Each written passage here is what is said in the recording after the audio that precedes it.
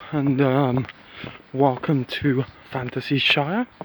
I'm just going for a walk through the Shire, going to the local pub, and it is in fact called the Green Dragon.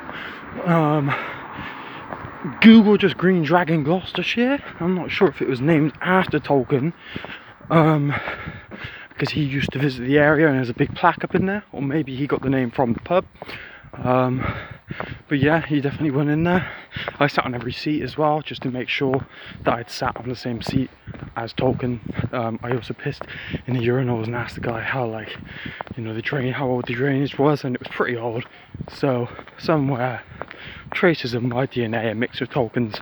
I also did this in Oxford Union, Oxford, when I went to the pub that Tolkien worked at. I pissed in the urinal and thought that this is like the pub next to Oxford Union where all these great men speak, and my piss, my useless piss, is mixing with all these great men who spoke at Oxford Union. So isn't that fucking hilarious? What a way to pollute that beautiful fucking urinal of piss. Anyway, I'm just kind of asking, how would you feel if George R. R. Martin didn't finish the books? It's a bit like Lord of the Rings cutting out, I guess, when Gandalf falls. Pretty similar to John, isn't it, I guess? Yeah, I think so. Yeah, it's pretty similar to that. I know that the Song of Ice and Fire are about God knows how many times as big, but Lord of the Rings was still a lot harder to read. I can easily get through all the way to Dance Dragons a lot quicker than I can with Lord of the Rings, because it's a much harder book to read, let alone the unfinished tales, everything. So Tolkien's, though he has less words than A Song of Ice and Fire, it's much more difficult read. Even The Hobbit, I would say, is more of a difficult read than A Song of Ice and Fire, because Tolkien is focusing a lot more on the world. He's the world that he's created, and then the characters. They're kind of, you can take, a lot of people have different opinions about the characters. Like for Frodo, example, a lot of people kind of, in the film they hate Frodo because he was a little fucking bitch, and Sam was as a hero. Same kind of in the books a little bit, but in the books you understand why Frodo was like that.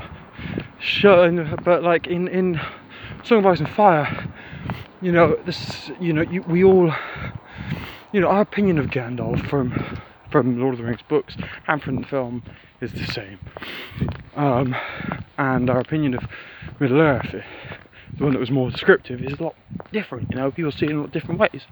Whereas A Song of Ice and Fire, the world, we all kind of see the same. We all kind of see the same wall. We all kind of see the same King's Landing. But the characters, we all kind of see in a different way. And you can see that that's the two, kind of how I would split the two fantasy genres apart. But what I'm saying to you now is how would you feel if George R. R. Martin, which could happen, died, or he just didn't finish the last two books, and it ended with Jon Snow calling out for Ghost, and that was it. What would that be? An ending that, there's a car. There's an actual car in the Shire. That's quite strange. Usually it's a fucking horse and carriage.